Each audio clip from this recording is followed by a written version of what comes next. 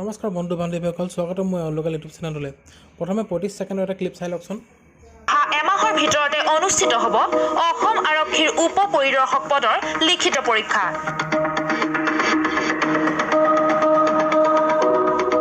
এই কথা সদৰি কৰিছে মুখ্যমন্ত্ৰী সৰ্বানন্দ সোণোৱালে।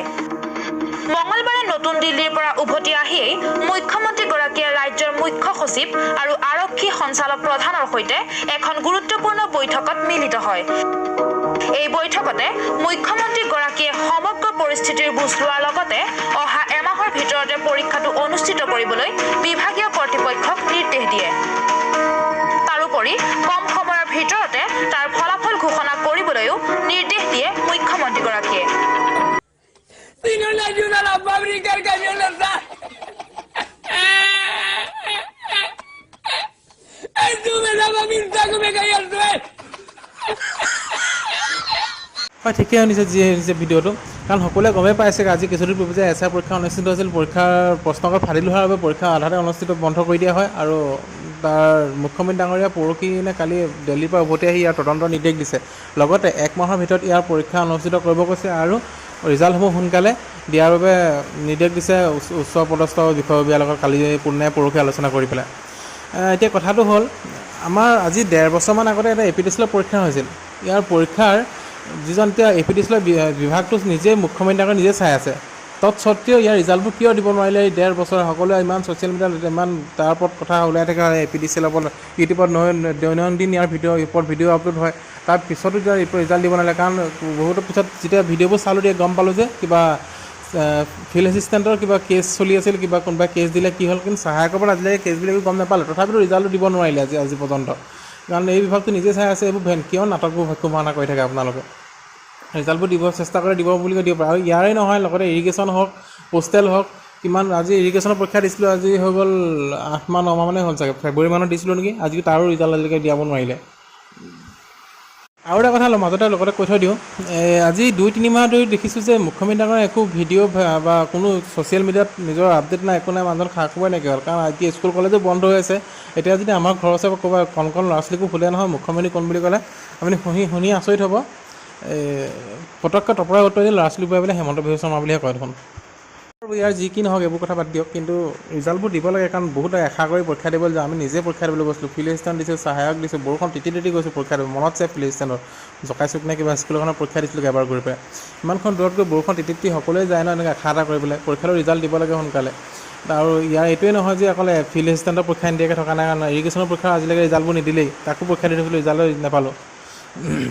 কাৰণ নিজৰ ঘৰৰ নিজেতো আশা কৰোঁৱে, ঘৰৰ মা দেউতাহঁতো সকলো কেন্দ্ৰীয় মাক বাপেকে এটা আশা কৰে ন, গভৰ্ণমেণ্ট চাকৰি পোৱাক বুলি এটা ল'ৰা বা ছোৱালী, নিজৰ ল'ৰা বা ছোৱালীজনীয়ে। এটা ভিডিঅ' মনত পৰিলে আমাৰ মাজতে, চাই লওকচোন ভিডিঅ'টো। বা প্ৰধানমন্ত্ৰী ডাঙৰীয়া এটা ভিডিঅ' কৰিছিল ইলেকশ্যনৰ আগমুহূৰ্তত। झारखंड की कई माताएं बहनें दिल्ली के अंदर बर्तन साफ करने के लिए मजबूर हो जाती है। भाइयों बहनों, रोजगार आपको आपके प्रदेश में मिलना चाहिए कि नहीं मिलना चाहिए? आपके इलाके में मिलना चाहिए कि नहीं मिलना चाहिए? और इसलिए भाइयों बहनों, हमने मेक इन इंडिया का अभियान चलाया है। हम चाहते हैं छोटे छोटे कारखानों का जाल बिछे, छोटे छोटे कारखाने लगे, हर गांव गली मोहल्ले में रोजगारी का अवसर पैदा हो और नौजवान अपने ही इलाके में रोजगार कमाए, ताकि शाम को अपने माँ बाप के पास जाकर के बैठ सके, माँ बाप के साथ सुख दुख बांट सके, माँ बाप के साथ बैठ करके रूखी सूखी रोटी खा सके। ये हमें करना है भाई।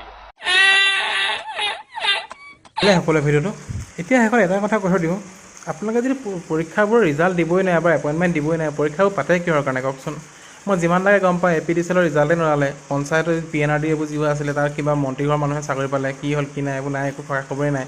ইৰিগেশ্যনৰ ৰিজাল্টে নাই, আজি বাবতৰি কি হৈছে একো খা খবৰ নাই, ইৰিগেশ্যন সেয়া হ'ল। তাৰপিছত এই ফৰেইন ট্ৰিবিউনৰ এপইণ্টমেণ্টেই দিব নোৱাৰিলে আজিলৈকে, পোষ্টেলৰ সেয়া খা খবৰেই নাই, চাব ইনস্পেক্টৰ আজি কেইদিন হৈ গৈছে এয়া। এইবোৰ কৰিলে চৰকাৰখন অহাৰ পৰা মানে নিবনুৱা সমস্যাটো সঁচাকৈ একদম ধ্বংস কৰি পেলালে। একো 0% মানে একো চাকৰি নাই, নিবনুৱা সমস্যাটো ধ্বংস কৰি পেলালে আপোনালোকে, আৰু বেয়াহে কৰি পেলালে আগতকৈ অহাৰ পৰা। আৰু কাৰণ এটা টাইমত যেতিয়া 4টা বজাত ৰাতিপুৱা যেতিয়া 10টা বজাত আপোনালোকে এটা টাইম আছিলে যে ইলেকশ্যন যেতিয়া জিকি আহিছিল বিজেপি চৰকাৰখনে, অহাৰ পিছত মই এতিয়া চৰকাৰখনৰ ওপৰতে গালি পোৱা নাই, গোটেই ছিষ্টেমটোৰ ওপৰতে গালি পাৰিছোঁ। খং মানে মোৰ বুলি নহয়, সকলো এটা কেণ্ডিডেটে এতিয়া ভাবিব বাধ্য হৈছে। কাৰণ যিটো 10টা বজাত আপোনালোকে যেতিয়া চাকৰি হয় তেতিয়া 10টা বজাত মানুহ উপস্থিত হ'বলৈ কৈছিলে নিজৰ নিজৰ বিভাগত, কাৰণ গুৱাহাটী হওক বা য'তেই হওক, আৰু 4টা বজালৈকে চাকৰি জইন কৰি আহি পেলাই ঘৰলৈ আহিবলগীয়া হৈছিল। এটা টাইম আছিল। আৰু এতিয়া যিটো ছিষ্টেম কৰি দিলে, কাৰণ এতিয়া দেখিছে মানুহবোৰ চাকৰি বহুত মানুহে হেৰুৱালে। 2020 চনটো কৰোণা ভাইৰাছ বুলি কিবা বুলি চব মানুহ ঘৰত বহি আছে, প্ৰাইভেট চাকৰি নাই, গভৰ্ণমেণ্টৰ সেয়া কি কণ্ডিশ্যন চলি চবেই গম পায়। লাজ লাগে নিজকে ভাবি চাব এবাৰ। আৰু এটা লাষ্টৰ কথা কৈ থওঁ, এতিয়া যে ইলেকশ্যন আহিব আপোনালোকৰ, ইলেকশ্যনৰ আগত যেতিয়া কেম্পেইনিং কৰিব, ভাষণ দিব ডাঙৰ ইয়াত গৈ পেলাই মানুহ গোট খুৱাই পেলাই, সাৱধান হ'ব। কাৰণ আমাৰবোৰ একো নাই, আমিবোৰতো পিছতে থাকিম, আমাৰ সাধাৰণ কেণ্ডিডেটবোৰ যিবোৰ আপোনালোকৰ নিজৰ অন্তৰ্ভুক্তৰ আগত থাকিব। যদি সিহঁতে মাথাটো অকণ চলাই দিব পাৰে, এক্টিভ হয় নহয়, সেই টাইমত বুজি পাব যে যদি, কাৰণ নিবনুৱা সমস্যাটোলৈ কেতিয়াও ভাষণেই নিদিব আপোনালোকে। যদি ভাষণ দিবলৈ হয় নহয়, সিহঁতৰ মাথাত যদি অকণ কিবা চলাব পাৰে নহয়, সিহঁতি বুজি পাব যে নিবনুৱা সমস্যাটো কি হৈ আছে মানে। কাৰণ ধ্বংস কৰি পেলাই নিবনুৱা সমস্যা আপোনালোকে। কাৰণ আপোনালোকে তাহাঁতৰ মাজৰ পৰা এজনে আপোনালোকৰ যে চেণ্ডেলৰ মালত উলিয়াই আনি দিব মানে নাই, কিন্তু লাজ লাগিব তেতিয়া আপোনালোকৰ ওপৰতে। ধন্যবাদ।